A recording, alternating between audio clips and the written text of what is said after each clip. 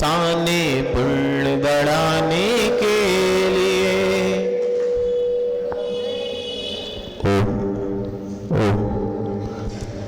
बेटा वॉल्यूम पूरा eco total बंद कर दे। प्रिय बंधु अंकित वॉल्यूम भी बंद कर दे।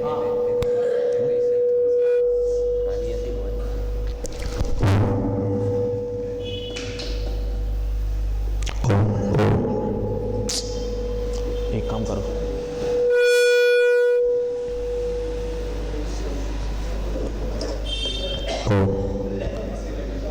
प्रिय बंधु आवाज साफ आ रहा?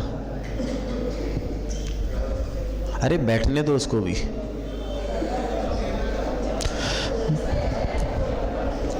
मंदिर आया पाप नसाने पुण्य बढ़ाने के लिए।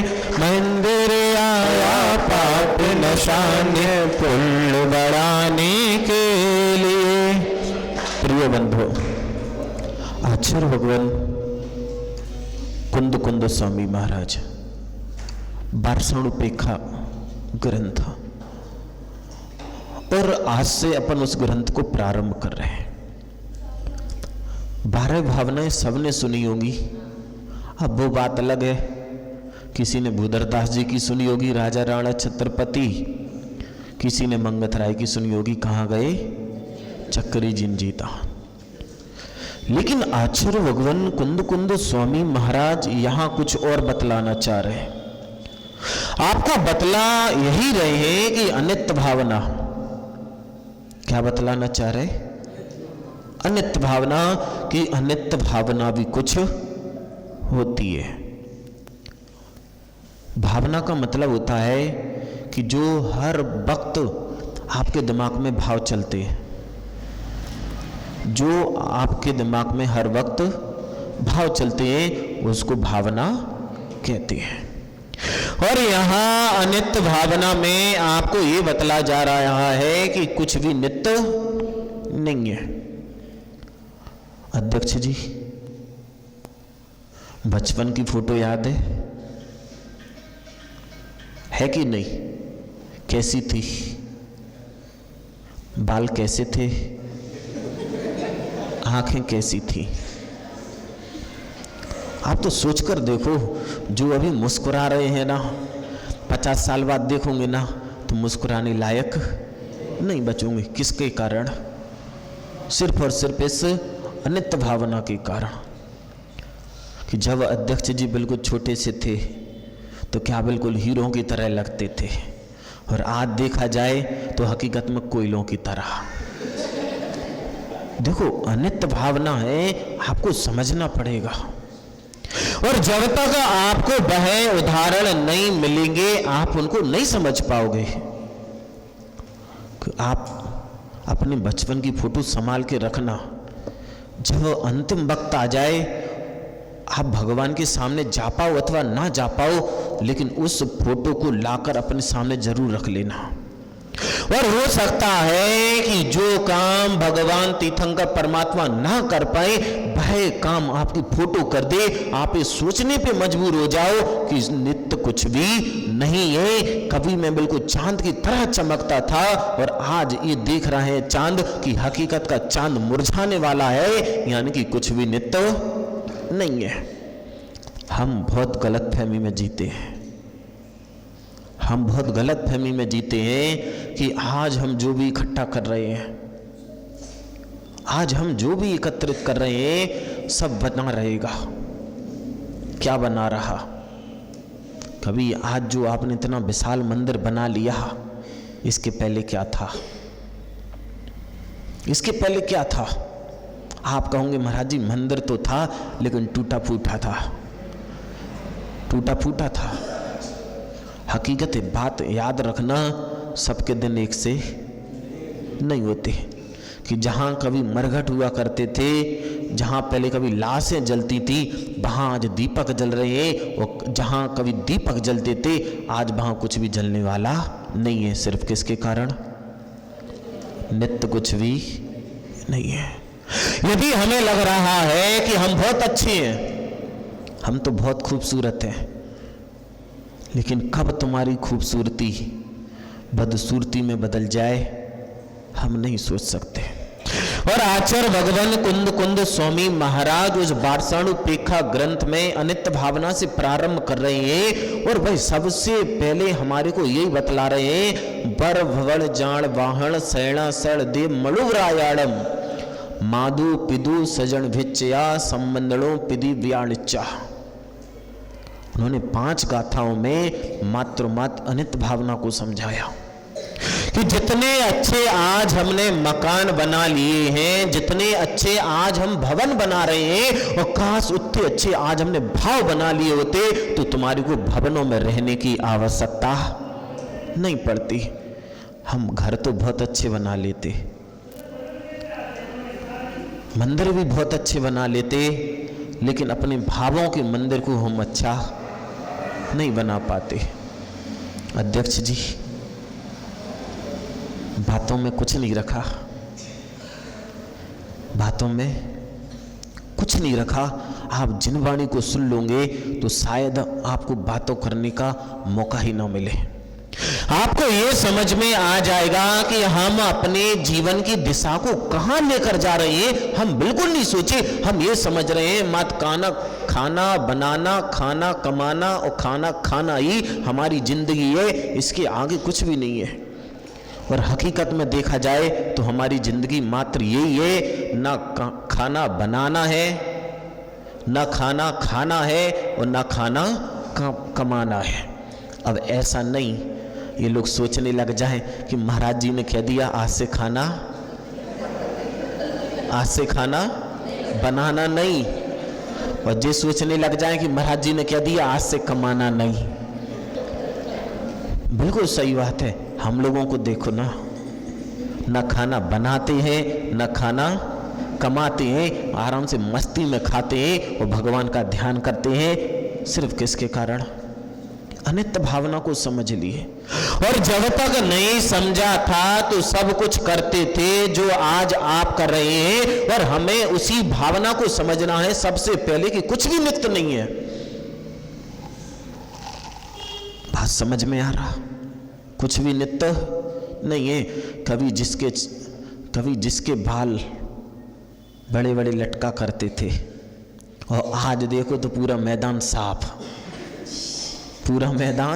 साफ, फिर से प्लॉटिंग कर लो। सिर्फ किसके कारण? कि जो भी वस्तु हमें दिखलाई दे रही है, कैसी भी क्यों ना हो, कितनी भी अच्छी क्यों ना हो, लेकिन आखिर कब तक रहेगी? आप जिस चीज को भी जोड़ रहे हो, चाहे पैसे को जोड़ रहे हो, चाहे सोने को जोड़ रहे हो, चाहे लोगों को जोड़ रहे हो, आखिर कब तक रहेगी? ऐसे सुनने को मिलते हैं, लेकिन उस अनित्य भावना को हम अपनी आत्मा में जागृत नहीं कर पाते। सुना होगा कि कोई व्यक्ति जा रहा था, उसको अटैक आया, और सुना कि नहीं सुना? कभी सुना कि नहीं सुना? अभी कुछ दिन पहले हम लोग टोंक में थे, एक व्यक्ति आया, बोला महाराज जी 2 साल बाद हम आज नियम ले रहे हैं कि 2 साल बाद हम घर छोड़ देंगे। मैंने उससे कहा देख भाई 2 साल का विश्वास नहीं करो, क्योंकि ये दुनिया है, यहाँ किसी का विश्वास नहीं कर सकते हो। जिस मकान के नीचे आपको ये लग रहा है हम बिल्कुल सेफ है, हो सकता है कि वही छत आपके ऊपर गिरकर आपके प्राण ले ले। भरोसा किसी पर नहीं कर सकते आप, और ये दुनिया है, ये भरोसे लायक है भी नहीं। आप ना व्यक्तियों पर विश्वास कर सकते हो, ना वस्तुओं पर विश्वास कर सकते हो, ना आप अपनी सास की बेटी पर विश्वास कर सकते हो, ना आप अपनी सासों पर विश्वास कर सकते। सास कहा, नहीं तो सास समझ लो। बोले महाराज जी वैसी सास पर विश्वास नहीं है। हाँ, सांसों पर विश्वास नहीं है, कब चलते चलते वह रुक जाए। बेचारा 2 ही दिन हुए और पता चला उसको अटैक आ गया। विनोद की नहीं कह रहा, उसको भी अटैक आया। कि ऐसे लोग हैं कि बिल्कुल हंसी खेल, हंसते हंसते। एक तो सज्जन हम लोगों का सुबह बिहार करा के आया, और दोपहर में पता चला कि स्टंट डल गए, कि जिंदगी का कोई भरोसा नहीं, और हम तो मात्र इस भ्रम में जी रहे हैं कि पैसा जितना जोड़ना है जोड़ लो, लोगों को जितना जोड़ना है जोड़ लो, लेकिन जो चीज़ हमें जोड़नी चाहिए उसको हम बिल्कुल भी नहीं जोड़ पा रहे। अब बेचारे बच्चे पढ़ने में लगे, किस में लगे? मोटी मोटी किताबें पढ़ रहे कि पढ़ लिख कर हम बहुत अच्छे क्या बन जाएंगे, आदमी, अब का घोड़ा हो, पढ़ लिख के क्या बन जाएंगे, डॉक्टर, सीए, इंजीनियर। अब सही बात है बेटा, यदि तुमने जिनवाणी को पढ़ लिए होते तो सही में आदमी बन जाते तुम। कि हमें क्या बनना है, क्या बने घूम रहे हैं, क्या बन सकते थे और क्या नहीं बन पाए, जरूर सोचना। आप दुनिया में कुछ सोचना ना सोचना, लेकिन ये जरूर सोचना कि हम कौन है। अब ये नहीं सोचने लगना कि हम आदमी हैं, आदमी नहीं पजामा। कौन बोलो बेटा? पजा नहीं, पजामा। पीछे देखो पापा पहने कि नहीं पहने? पहने ना, ठीक है। कि हम अपनी जिंदगी में क्या कर सकते हैं और क्या नहीं कर रहे। कि आचार्य भगवान हमारे से ये कहलवा रहे हैं, हमारे को ये समझा रहे हैं कि हमें तो ये लग रहा है कि मनुष्य पर्याय विनाशील है। कौन सी पर्याय ऐसी है जो विनाश को प्राप्त नहीं होगी? अभी तक मिथ्या धारणा है कि अपन ने कह दिया कि देव कभी मरते नहीं है, देव कभी मरते नहीं। ऐसे कितने लोग जानते हैं चंदू? कितने लोग ऐसा मानते हैं कि देव मरते नहीं है? यानी कि जो ऐसा मान रहे हैं कि देव कभी नहीं मरते, यानी कि अभी उनको जिनवाणी पढ़ने का, उनको जिनवाणी पढ़ना चाहिए। कि पूरे तीनों लोक में एक भी पर्याय ऐसी नहीं है जो मरती ना हो, एक भी वस्तु ऐसी नहीं है जो मिटती ना हो। यदि ना मिटने वाली कोई पर्याय है तो मात्र मात्र एक सिद्ध पर्याय है जो कभी मिटती नहीं है। और इसके अलावा जितनी भी पर्याय हैं सारी मिटने वाली है, जितनी भी वस्तुएं सारी मिटने वाली है। मात्र मात्र 6 द्रव्य हैं जो कभी विनाश को प्राप्त नहीं होते। ऐसी कोई शक्ति नहीं, ऐसी कोई शक्ति नहीं, ऐसा कोई व्यक्ति नहीं जो उन 6 द्रव्यों का विनाश कर ले। लेकिन हम अपने कार्यों के द्वारा, अपने भावों के द्वारा उस पर आवरण डालते चले जाते हैं। वरना आप कहने लग जाओ कि महाराज जी जैसे सिद्ध परमेष्टि वैसे ही तो हम हैं, जैसा जीवात्मा वो है वैसे ही तो हम हैं। तो ऐसा नहीं है। सिद्ध परमात्मा है हम लोगों की तरह। कैसे? हम लोगों की तरह। और आप लोग कैसे हो? आप ही लोगों की तरह। यानी कि हम लोग बिल्कुल शुद्ध आत्मा, और आप लोगों के ऊपर अभी वस्त्र है, यानी कि कर्म है। अब वो बात अलग है कि कर्मों से लिपटे हम लोग भी हैं, लेकिन कुछ तो उतरा, कुछ तो उतरा। वासना भले ही ना उतरी हो, लेकिन बसंत तो उतरी है। और यदि जो सच्चा साधु होता है, जिसने बसन उतारे हैं, उसकी वासना भी उतरती है, तभी जाकर वह साधना पर लीन हो पाता है। कि हमें क्या समझना है, क्या नहीं समझना है, कौन से भाव बनाने हैं, कौन से भाव नहीं बनाने हैं। लोग कहते हैं कृष्ण थे कि अपने अध्यात्म बल के द्वारा पानी के बीचों बीच द्वारका की रचना कर डाली।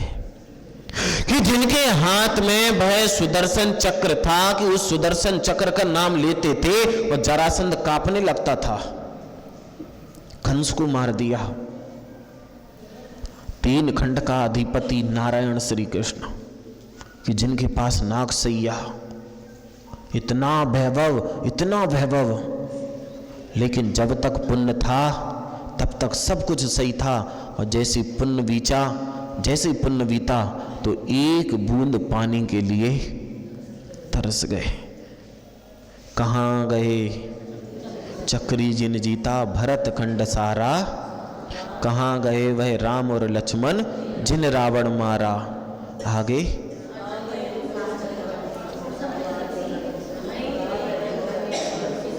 कहाँ गए वह रंग महल और सुवर्ण की नगरी।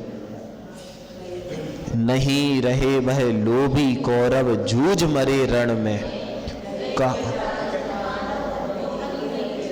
कि बचा क्या, और हमें क्या लगता है कि हम सब बचा लेंगे, कि वह नारायण कृष्ण पानी के लिए एक एक बूंद के लिए तरस रहे हैं, एक एक बूंद के लिए तड़फ रहे हैं। वह सोच रहे हैं कि मेरा भाई जो बलदेव है वह पानी ला कर देगा।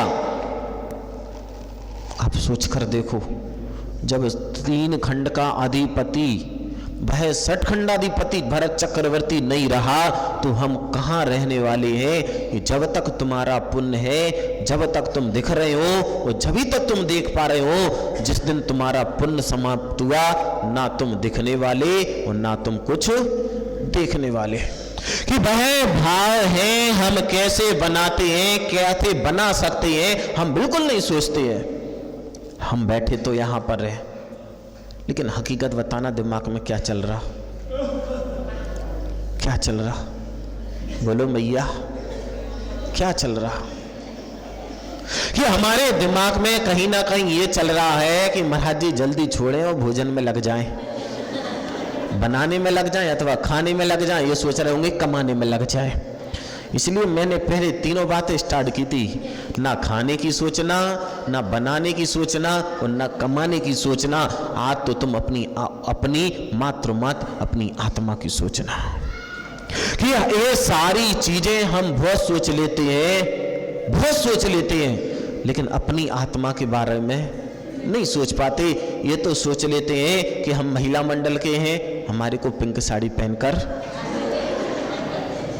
हम युवा मंडल के हैं, वाइट कुर्ते पजामे पहन के जाने, हम अध्यक्ष हैं, बिल्कुल अलग दिखना चाहिए। नहीं, सही बात है, सोचना भी चाहिए, लेकिन साथ में ये भी सोचना चाहिए शरीर को तुम कब तक दिखा लोगे, शरीर को कब तक देख लोगे। अगर आज कह दिया जाए कि पूरे दिन यही वस्त्र पहनना है तो तुम पहन नहीं पाओगे। बात सही है ना प्रफुल्ल भाई, बात सही है कि नहीं। और यदि आपने अनित्य भावनाओं को सोच लिया तो ये बात पक्का मान के चलना कि तुम ऐसी अवस्था को प्राप्त हो जाओगे कि तुम्हारे को वस्त्र पहनने की आवश्यकता ही नहीं पड़ेगी। लेकिन आपको उस अनित्य भावना को अपनी आत्मा में लाना पड़ेगा। आपको यह सोचना पड़ेगा कि हमें कौन सी अनित्य भावना है, कौन से भाव बनाना है। कि हर वक्त हमारे दिमाग में कुछ ना कुछ चलता है, चलता है, चलता है, लेकिन क्या चलता है और क्या चलाना है। जब दुकान पर देखते ना कि ये सामान नहीं बिक रहा तो क्या सोचने लगते कि माल को क्या करो, चेंज करो, इस सामान की कोई वैल्यू नहीं, ऐसी चीज लाओ कि लोग उसको पसंद करें। बिल्कुल वैसे ही अपने दिमाग में भाव लाओ कि जो ईर्ष्या के भाव, जो राग के भाव, जो द्वेष के भाव आज हम सोच रहे हैं, उनकी केवली भगवान की निगाहों में कोई कीमत नहीं है। हमें उन भावों को बदलना है। व्यक्ति जब दुकान खोलता है, आप हकीकत में बताना, जब भोजन बनाते हो तो क्या सोच के बनाते, किसको पसंद आना चाहिए, बनाने वाले को कि खाने वाले को। आप लोग जब दुकान पर सामान लाते हो तो क्या सोच कर लाते हो, दुकानदार को पसंद आना चाहिए कि ग्राहक को पसंद आना चाहिए। बिल्कुल वैसे ही सोच के देखो, जब हमारा खाना यदि सामने वाले को पसंद नहीं आता है तो उसको कोई वैल्यू नहीं। आपने कितनी मेहनत की है, आप तो दुकान में करोड़ों का सामान रखे हो, लेकिन ग्राहक को यदि पसंद नहीं आ रहा तो करोड़ों रुपए आपके व्यर्थ। बिल्कुल वैसे ही जिस भगवान को मानने वाले यदि हमें और उनको भय भाव हमारे पसंद नहीं आ रहे हैं तो आपके ऐसे भक्त बनने का कोई भी मतलब नहीं। कि हम जिनके भक्त हैं, जिन धर्म को मानने वाले हैं, जिस धर्म के हम अनुयायी हैं, भगवान अजित नाथ को मानने वाले हैं, तो एक बार जरूर सोचकर देखना कि जो भाव आज हम बना रहे हैं वह अपने केवल ज्ञान में जब देख रहे होंगे, उनके केवल ज्ञान में झलक रहा है, वह क्या सोच रहे होंगे कि हम जैन हैं, वह व्यक्ति जैन है जो हमारे को ये कह रहा है कि हम अजितनाथ भगवान के सामने उनका अभिषेक करते हैं, उनकी पूजा करते हैं, उनका चालीसा पढ़ते हैं, उनकी स्तुति गाते हैं, हम भगवान महावीर स्वामी के वंशज हैं। लेकिन कैसे भाव हम बनाते हैं, आप जरूर सोच कर देखो, कैसे भाव बनाते हैं। आपसे ज्यादा कोई नहीं समझ सकता, आपके भावों से ज्यादा आपके अंदर क्या भावनाएं बन रही हैं आपसे अच्छा कोई नहीं समझ सकता। हम तो ये देख सकते हैं कि आप तो बढ़िया आराम से बैठे प्रवचन सुन रहे हैं, कितनी शांति, कितनी शांति। आधे तो ऐसे झूम रहे अंदर ही अंदर, प्रतिमाधारी अंदर ही अंदर ऐसो झूम रहा हो, ओ हो, हाथ तो ऐसो लग रहा हो कि साक्षात तीर्थंकर की वाणी सुनने को मिल रही। और यदि शायद हकीकत में उस वाणी को तुम समझ लेते तो सबकी आत्मा बिल्कुल ऐसे ही झूम रही होती कि है क्या, कुछ भी नित्य नहीं है। कौन रहा? हाथ जिनके बाल सफेद है तुम्हारे भी दादा थे, जो आज दादा बने बैठे हैं उनके भी दादा थे, अब कहाँ हैं? जब तुम्हारे दादा नहीं रहे तो जिनके तुम दादा हो तो ये भी विश्वास मान के चलना कि जिनके तुम दादा हो उनके भी दादा रहने वाले नहीं है। बात समझ में आ रहा कि जिन जिन की भी दादियां बैठी हैं उनकी भी दादियां थी, जब तुम्हारी दादी नहीं बची तो जिनकी तुम दादी हो उनकी भी दादी बचने वाली नहीं है, यानी कि नित्य कुछ भी नहीं है। आप तो सोच रहे हो कि हमने बहुत अच्छा मकान बनाया है, बहुत अच्छा हम वाहन लाए हैं, जब ये कुछ भी नहीं है तो ये इंद्रिय भोग जिनमें हम लिपटे हुए हैं, जिन इंद्रियों भोगों को भोगते भोगते हम अतीन्द्रिय आत्मा का ध्यान नहीं कर पा रहे हैं, वह भोग कैसे आपके शाश्वत रह सकते हैं? सबसे ज्यादा हम अपनी आत्मा को भूलते हैं ना तो सिर्फ इंद्रिय भोगों के कारण, कि आपके सामने रख दी बिल्कुल सात्विक भोजन की थाली, शुद्ध लौकी की सब्जी, मूंग की दाल और रोटी, और दूसरी तरफ रखी हुई है केले का समोसा, लहसुन की चटनी और चाय। क्या पीना पसंद करोगे? अरे सॉरी, चाय नहीं, कोल्ड ड्रिंक। कोल्ड ड्रिंक क्या पीना पसंद करोगे? यदि जो व्यक्ति धर्मात्मा है वह ये कहेगा कि हम लौकी की सब्जी भी ना हो तब भी काम चल जाएगा, हम रोटी को पानी के साथ खा लेंगे, लेकिन वह आलू का समोसा, लहसुन की चटनी और कोल्ड ड्रिंक पीने वाले नहीं है, क्योंकि ये चीजें हमारे शरीर का भी नाश करती हैं और हमारे धर्म का भी नाश करती हैं। जब वह धर्म और हमारी शरीर दोनों का नाश कर रहा है तो ऐसी चीजों में जैनी व्यक्ति तो बिल्कुल भी नहीं लगने वाला। अब दादी कह रही कि आज से हमारा आलू को त्याग, है ना, यही कह रही ना, दोनों बातें कर रही, आज से अपन आलू को त्याग। एक बार दो जन खड़ी हो जाओ, ताली तो बजा दो दो जन के लाने, और शकल देख लो, अब शकल देख लो, अगर कहीं आलू खाते दिख जाएं, कहीं पे भी आलू खाते दिख जाएं तो कह देना कि आपने तो उस दिन काना फूसी चल रही थी, यानी कि आलू का त्याग किए थे। बात समझ रहे? यदि जो व्यक्ति बातें करते मिल गया तो क्या कर रहा? वो आलू का त्याग है ना। आज से आलू का त्याग है, दोनों का ध्यान रखना। बाकी के लोग संभल के रहना कि उनका ना हो जाए, बाकी के लोग संभल के रहना कि उनका त्याग ना हो जाए। कि आप सोचकर देखो, और यदि दोनों मैया हकीकत में यदि आज आलू का त्याग कर भी देना तो उन्हें समझ में आ जाएगा कि जो भोगों को खा क्यों रहे आप, किस लिए खाते हो? खाते तो हम लोग भी हैं, ऐसा तो नहीं कि हम लोग नहीं खा रहे हो। माँ सांस ले लेके जी रहे हो, सांस भी लेते हैं, लेकिन आप लोगों से अच्छा खाते हैं। आप लोग क्या खाओगे? अभी देखना चौके में, अभी देखना चौके में रसगुल्ला मिलेगा, नहीं मिलेगा? नहीं मिलेगा, नहीं मिलेगा, लेकिन फिर भी देखना। चलो कोई बात नहीं, रसगुल्ला नहीं मिले, लेकिन जैसा आप खाते हो उससे अच्छा तो मिलेगा, लेकिन ये भी सोचकर देखना कि कैसा मिलेगा। हम तो देखो भैया रसगुल्ला इसलिए क्या देते, अपना तो रसगुल्ले का त्याग। नहीं तरफ पहुंच जाओ, वो दीदी जा रही देखो चौके में बोलने की रसगुल्ले बना लियो आज, बैठ जा बेटा हम नहीं खाएंगे, बैठ जा, मेरा त्याग है, बैठ जा बैठ जा। बात समझ रहे ना कि जब तक आप नित्य और अनित्य को नहीं समझोगे, वो हकीकत में कहने जा रही थी बैठ जा बेटा, रसगुल्ले का त्याग है महाराज का। हाँ, लेकिन ये भी ध्यान रखना हमारा त्याग है, महाराज को नहीं है, नहीं तो बेचारा उनका भी बंद हो जाए, तो ऐसा भी हो जाता। ऐसा भी हो जाता। चतुर्मास में रास्ते में कहीं थे कि कहीं चतुर्मास थे, बोले महाराज जी का अन्न का त्याग, बेचारे दूसरे महाराज जी को 10 दिन तक अन्न खाए नहीं मिलो, बोले महाराज का तो अन्न का त्याग। ऐसा नहीं है, आप समझना कि नित्य कुछ भी नहीं है। आप तो ये सोचकर देखो कि खाना हमारी मजबूरी है, भोजन करना हमारी मजबूरी है, लेकिन भोजन में क्या होना चाहिए ये हमारी बिल्कुल भी मजबूरी नहीं है।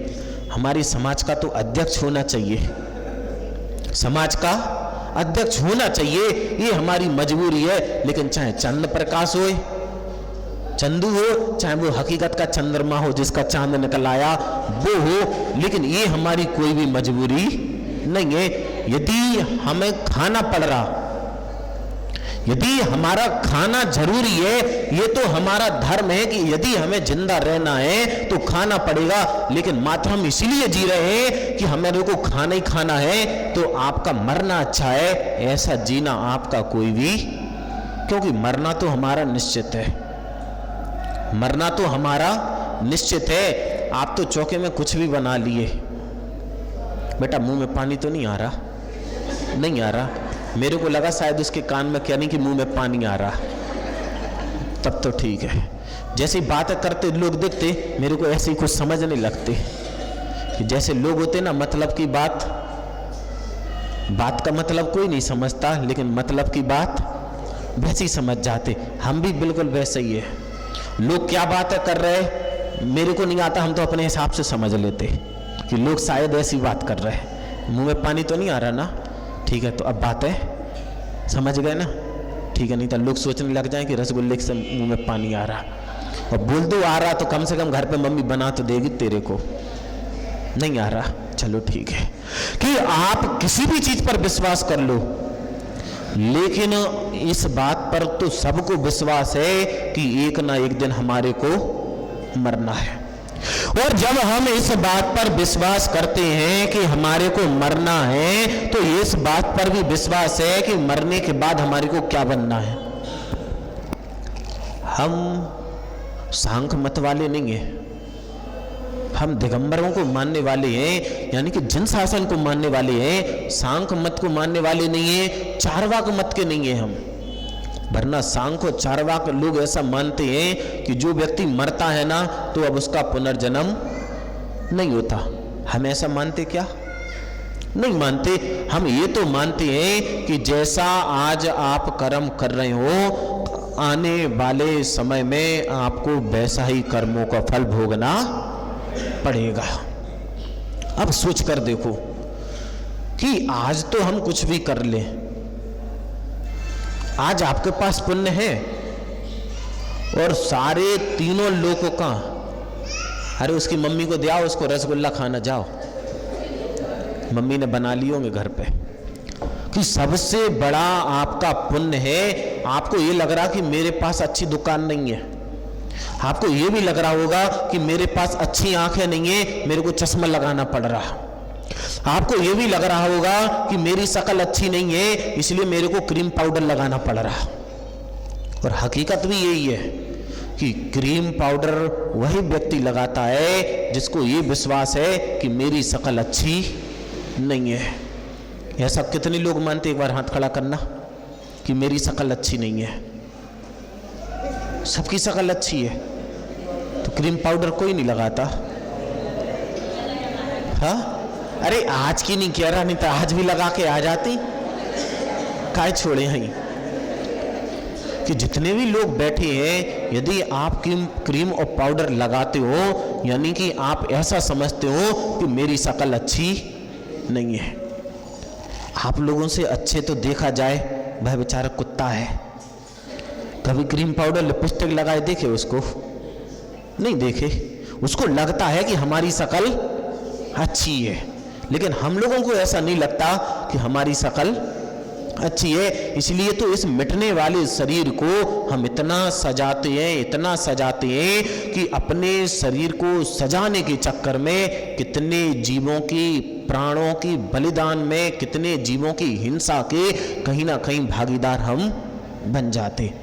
यदि पूरा भारत क्रीम पाउडर लगाना बंद कर देना तो इसी भारत में आदि हिंसा होना बंद हो जाए। लेकिन कब होगी? कब होगी बेटा? जब हम क्रीम पाउडर लगाना बंद कर दें।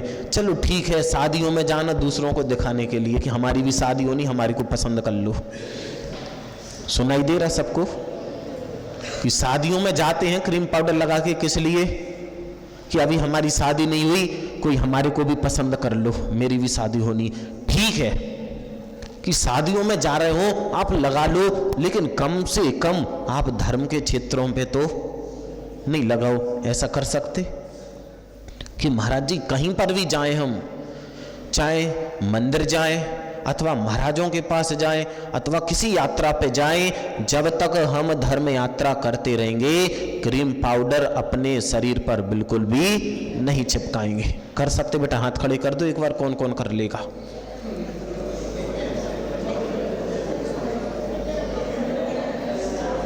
एक बार ताली तो बजा दो। नहीं सही है, हम तो देख रहे कि हकीकत में देखा जाए, हकीकत में देखा जाए तो वही व्यक्ति सुंदर है जिसने सुंदर होने का त्याग कर दिया। क्योंकि आचार्य भगवान समंतभद्र स्वामी महाराज रतन करंड श्रावकाचार में कहते हैं कि आपको लग रहा, अरे बातें बंद, बातें बंद नहीं तो रात्रि भोजन त्याग। मेरे को सुनाई दे जाता कि आपस में बातें चल रही कि रात्रि भोजन त्याग कर दो।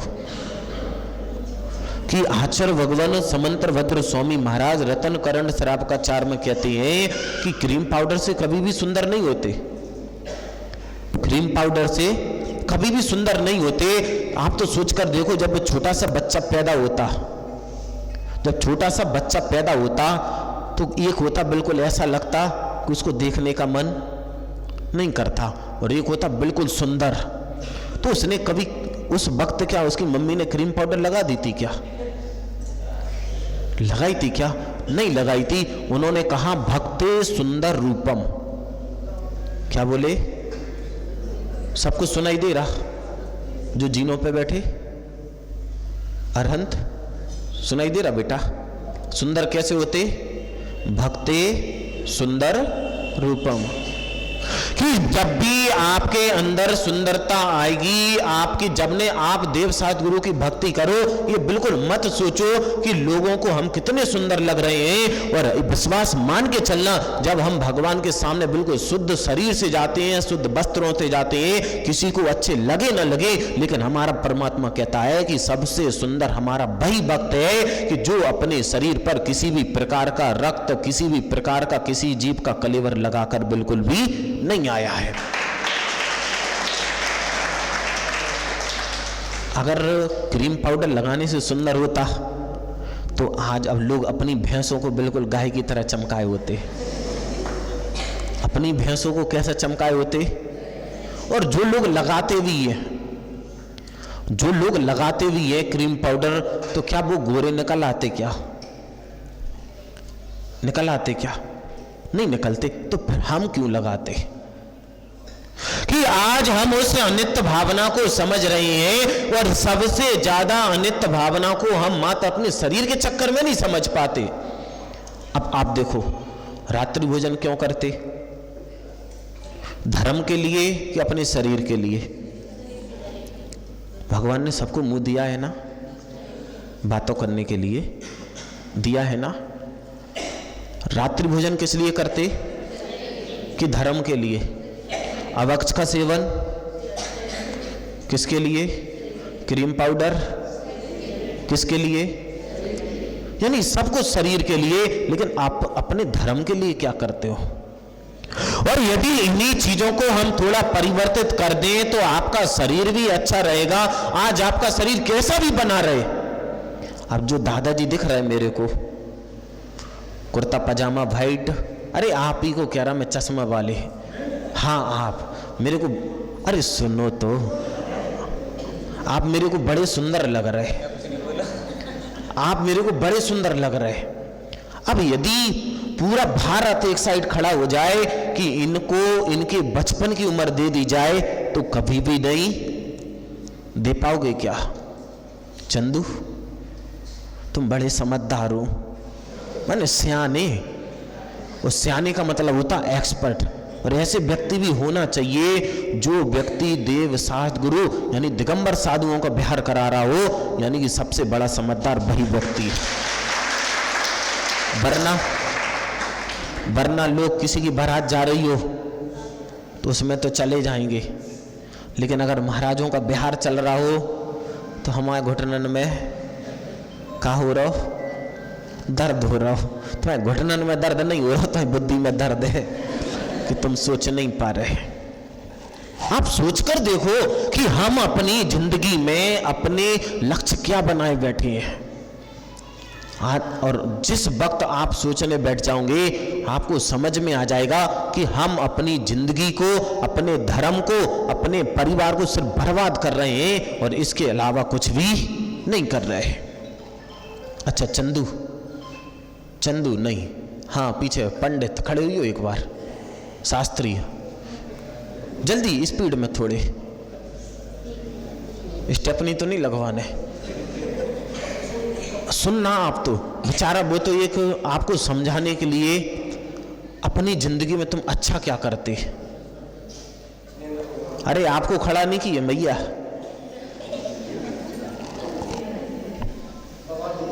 क्या करते? भगवान की भक्ति। सही बात है, भगवान की भक्ति सब लोग करते। कितनी देर करते?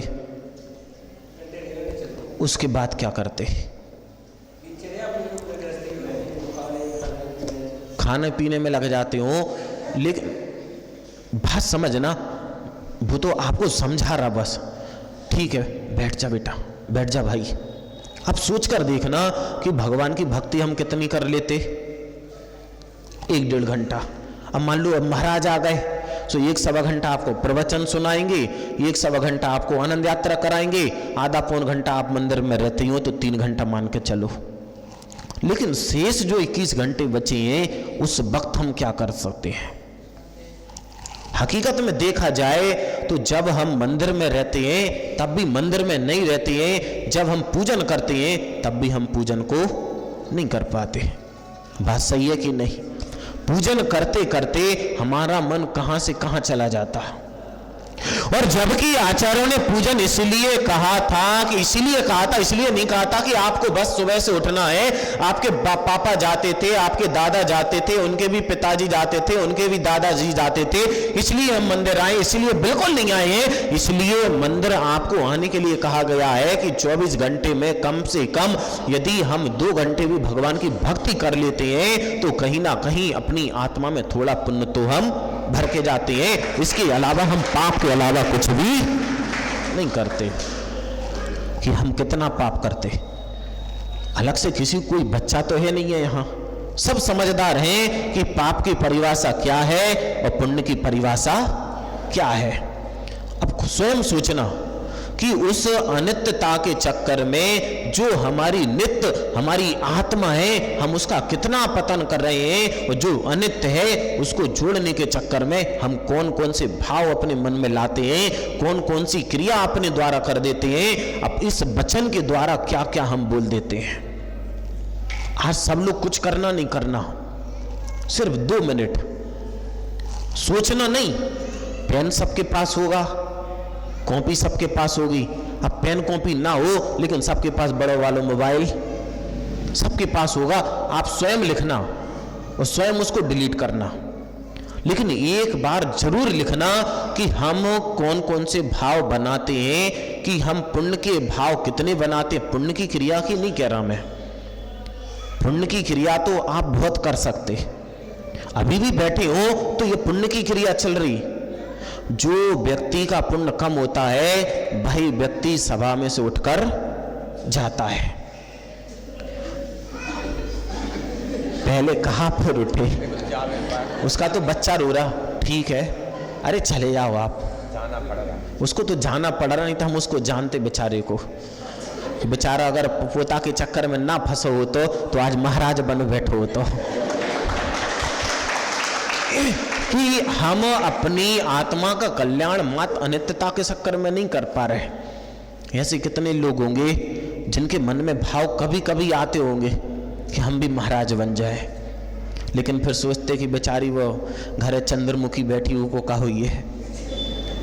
सोचते होंगे कि घरे जो बच्चा बैठो उसको का हुई है, इतना पाप कर करके इतनी बड़ी गृहस्थी जोड़ ली उसको का हुई है, तो बेचारो बैठ जात कि रंदो ठीक है, अब मरने तो है ही, आदमी की मौत क्यों मरे, इंसान की मौत क्यों मरे, हम तो गधा और घोड़े की ही मौत मरे। कि आज आप कुछ कर पाओ ना कर पाओ, लेकिन एक बार जरूर सोच कर देखना, सुधार बिल्कुल नहीं करना। मन में आ जाए कि ये पाप हम करते हैं, आप बिल्कुल नहीं छोड़ना, बिल्कुल नहीं छोड़ना। आपको तो जो चश्मा दिया गया है आंख पे लगाने, आप तो शरीर पे लगा के घूमियो, बिल्कुल चेंज नहीं करना।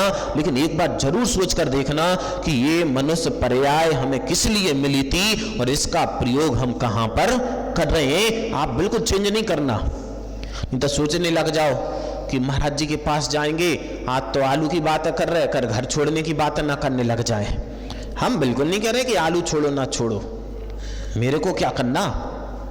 भव्य जीव जो होगा वो जैसे ही सुनेगा कि आलू हमारे को नहीं खाने चाहिए, अब वो क्या निर्णय लेगा, क्या निर्णय लेगा अनुराग भाई, क्या कर देना चाहिए। जो भव होगा वो अपने आप से, जिस बच्चे ने सोच लिया कि हमें पढ़ना नहीं है तो उसको चाहे उसका टीचर उसको गधा भी बना दे तब भी वो पढ़ने वाला नहीं है। अब टीचर गधा बनाए चाहे खुद गधा बन जाए, लेकिन जिस व्यक्ति ने सोच लिया कि नहीं पढ़ना यानी कि नहीं पढ़ना।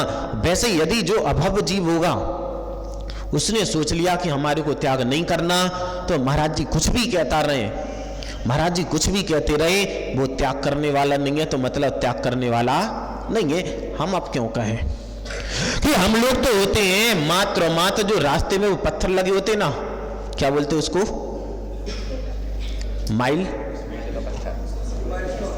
Mile stone.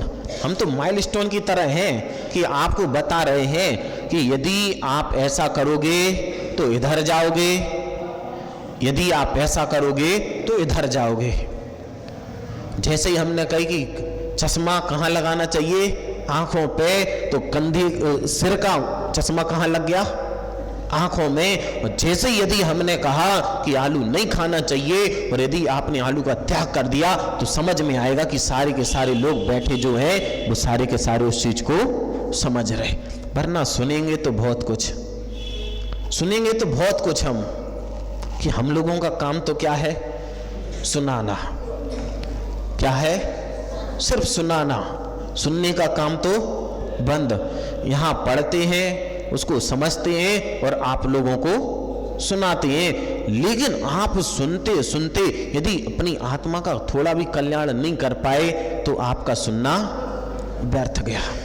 कि नित्य क्या है अनित्य क्या है ये हमारे को अच्छे से समझना है। और आचार्य कुंद कुंद स्वामी महाराज हमारे को इन गाथाओं में यही समझा रहे हैं कि जो भी वस्तु हमारी इन आंखों से दिखलाई दे रही है ये बिल्कुल भी नित्य नहीं है, लेकिन जिन आंखों से हम देख पा रहे हैं यानी कि जो दिखाने में निमित्त है वही आत्मा आपकी नित्य है। सारी दिखने वाली चीज हमारे से छूट जाए, लेकिन जो आत्मा हमारे को दिख नहीं रही है उसका बिल्कुल भी पतन नहीं होना चाहिए। इसी भावना के साथ बोलेगा, बोधि समाधि शिव सौख सिद्धि, बोधि समाधि शिव सौख सिद्धि।